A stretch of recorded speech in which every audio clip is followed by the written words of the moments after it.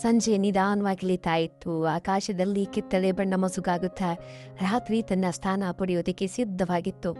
ಮನೆಯೊಳಗೆ ಮೌನವಿತ್ತು. TV off ಆಗಿತ್ತು. Mobile silent ಆಗಿತ್ತು. ಕಿಟಕಿಯ ಮೂಲಕ ಬೀಸಿದ ಗಾಳಿ ಪರದೆಯನ್ನ ನಿಧಾನವಾಗಿ ಅಲುಗಾಡಿಸ್ತಾ ಇತ್ತು. ಅವಳು ಸೋಫಾದ ಮೇಲೆ ಕುಳಿತಿದ್ಲು, ಕೈಯಲ್ಲಿ ಕಾಫಿ ಕಪ್. ಆದರೆ ಗಮನ ಕಾಫಿ ಮೇಲಿರಲಿಲ್ಲ. ಬಾಗಿಲು ನಿಧಾನವಾಗಿ ತೆರೀತು. ಅವನು ಒಳಗೆ ಬಂದೆ ಅಂತೇಳಿ ಹೇಳ್ದ. ಅಂತ ಅವಳು ಉತ್ತರಿಸಿದ್ಲು. ಅಷ್ಟೇ. ಇಬ್ಬರ ನಡುವೆ ಯಾವ ಹೊಸ ಮಾತು ಇರಲಿಲ್ಲ. ಆದರೂ ಏನೋ ಹೇಳಬೇಕಿತ್ತು ಅನ್ನೋ ಭಾವನೆ ಗಾಡಿಯಲ್ಲಿ ತೇಲಾಡ್ತಾ ಇತ್ತು. ಅವನು ತನ್ನ ಶೂಗಳನ್ನ ಬದಿಗೆ ಇಟ್ಟ. ಕುರ್ಚಿ ಮೇಲೆ ಕುಳಿತುಕೊಂಡ. ಅಂತರ ಅಷ್ಟೇನು ಇರಲಿಲ್ಲ, ಆದರೆ ಅಷ್ಟೊಂದು ಹತ್ತಿರವೂ ಇರಲಿಲ್ಲ. ಅವಳು ಕಿಟಕಿಯ ಕಡೆ ನೋಡ್ತಾ ಇದ್ಲು. ಅವನು ಅವಳ ಮುಖವನ್ನು ನೋಡ್ತಾ ಇದ್ದ. ಕಾಲ ಕಳೀತಾ ಇತ್ತು. ಗಡಿಯಾರದ ಟಿಕ್ ಟಿಕ್ ಮೌನವನ್ನ ಇನ್ನೂ ಗಟ್ಟಿಯಾಗಿಸ್ತಾ ಇತ್ತು. ಕಾಫಿ ಚೆನ್ನಾಗಿದೆ ಅಂತೇಳಿ ಅವನು ಹೇಳ್ದ. ನಿನಗ್ಯಾವತ್ತು ಕಾಫಿನೇ ಇಷ್ಟ ಅಂತ ಅವಳು ನಗ್ತಾ ಹೇಳಿದ್ಲು. ಆ ನಗು ಸ್ವಲ್ಪ ತಡವಾಗಿ ಬಂದ ನಗುವಾಗಿತ್ತು. ಅವನು ಏನೋ ಹೇಳೋದಕ್ಕೆ ಬಯಸಿದ, ಆದರೆ ಮಾತು ಒಳಗಡೆನೇ ನಿಂತಿತ್ತು. ಇವತ್ತು ಬೇಗ ಬಂದಿಯಲ್ಲ ಅಂತ ಅವಳು ಕೇಳಿದ್ಲು. ಹೌದು ಅಂತ ಅವನು ಉತ್ತರಿಸ್ದ. ಯಾಕೋ ಮನಸ್ಸು ಇಲ್ಲೇ ಇರಬೇಕು ಅಂತ ಅನ್ನಿಸ್ತು. ಅವಳು ಅವನ ಕಡೆ ನೋಡಿದ್ಲು ಒಂದು ಕ್ಷಣ ಮಾತ್ರ. ಆ ಕ್ಷಣದಲ್ಲಿ ಇಬ್ಬರ ಮನಸ್ಸು ಒಂದೇ ಪ್ರಶ್ನೆಯನ್ನ ಕೇಳ್ಕೊಂತು. ಅದೇನಂದ್ರೆ, ಇದು ಸರಿಯೇ? ಮೌನ ಮತ್ತೆ ಕುಳಿತುಕೊಂತು. ಈ ಬಾರಿ ಇನ್ನೂ ಹತ್ತಿರ. ಗಾಳಿ ತಣ್ಣಗಾಯಿತು. ಪರದೆ ಅಲುಗಾಡ್ತು. ದೀಪದ ಬೆಳಕು ಗೋಡೆಯ ಮೇಲೆ ನೆರಳಾಡ್ತು.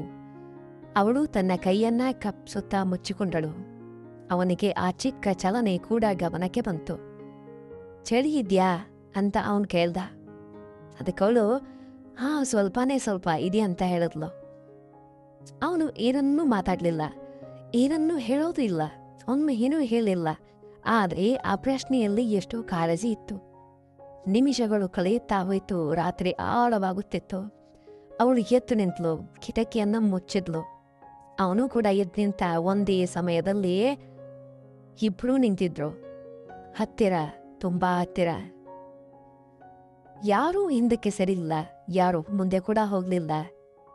ಅವಳ ಉಸಿರಾಟ ಸ್ವಲ್ಪ ವೇಗವಾಗಿತ್ತು. ಅವನ ಹೃದಯದ ಸ್ಪಂದನೆ ಅವನಿಗೆ ಕೇಳಿಸ್ತಾ ಇತ್ತು. ನಾವು ಅಂತ ಅವನು ಮಾತನ್ನ ಆರಂಭಿಸ್ದ. ಅವಳು ತಡೆದ್ಲು. ಕೈಯಿಂದ ಅಲ್ಲ, ಕಣ್ಣುಗಳಿಂದ. ಆ ನೋಟದಲ್ಲಿ ಹೇಳದ ಮಾತುಗಳು ತುಂಬಿದ್ವು. ಬೇಡ, ಅವಳು ಮೌನ ಹೇಳ್ತಾ ಇತ್ತು. ಅವನು ಅರ್ಥ ಮಾಡ್ಕೊಂಡ. ಇಬ್ರು ಸ್ವಲ್ಪ ಹಿಂದೆ ಸರಿದ್ರು. ಅವಳು ಕುರ್ಚಿಯಲ್ಲಿ ಕುಳಿತುಕೊಂಡ್ಲು ಅವನೆದುರುಗಡೆ. ಮೌನ ಮತ್ತೆ ಬಂತು. ಆದರೆ ಈ ಬಾರಿ ಸ್ವಲ್ಪ ನೋವಿತ್ತು ಆ ಮೌನದಲ್ಲಿ.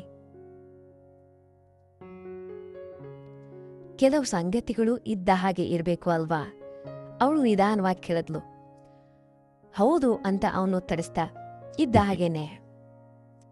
ಆ ಉತ್ತರದೊಳಗೆ ಒಪ್ಪಿಕೊಳ್ಳುವಿಕೆ ಕೂಡ ಇತ್ತು, ತಪ್ಪಿಕೊಳ್ಳುವಿಕೆ ಅಲ್ಲ.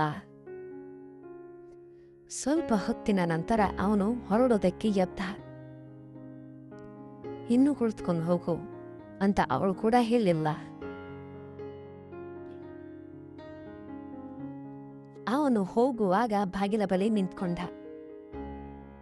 ಈ ಸಂಜೆ ಅವನು ನಿಂತ್ಕೊಂಡು ಹೇಳ್ದ, ಇದು ಮರೆಯುತ್ತಿರೋದಿಲ್ಲ, ಮರೆಯುವಂಥದ್ದಲ್ಲ ಅಂತ. ಅವಳು ನಕ್ಳು. ಈ ಬಾರಿ ನಿಜವಾಗಿಯೂ ನಕ್ಳು. ನಾನು ಅಂತ ಅವಳು ಹೇಳಿದ್ಲು. ಬಾಗಿಲು ಮುಚ್ಕೊಂಡ್ಬಿಟ್ಲು. ಮನೆ ಮತ್ತೆ ಮೌನ, ಆದರೆ ಖಾಲಿ ಅಲ್ಲ. ಅವಳು ಸೋಫಾದ ಮೇಲೆ ಕುಳಿತಳು. ಅದೇ ಜಾಗ, ಅದೇ ಕಾಫಿ ಕಪ್. ಆದರೆ ಮನಸ್ಸು ಹಳೆಯದಾಗಿರಲಿಲ್ಲ. ಆ ಸಂಜೆ ಏನೂ ಆಗಲಿಲ್ಲ. ಆದ್ರೂ ಆ ಸಂಜೆ ಅವಳ ಒಳಗೆ ಉಳಿದು ಹೋಯಿತು. ಕೆಲವು ಸಂಬಂಧಗಳು ಹೆಸರಿಲ್ಲದೆ, ಸ್ಪರ್ಶವಿಲ್ಲದೆ, ಕೇವಲ ಮೌನದಲ್ಲೇ ಅತಿ ಆಳವಾಗಿರುತ್ತವೆ. ಈ ಕತೆ ಇಷ್ಟವಾದರೆ ಚಾನಲ್ ಅನ್ನು ಸಬ್ಸ್ಕ್ರೈಬ್ ಮಾಡಿ. Thank you.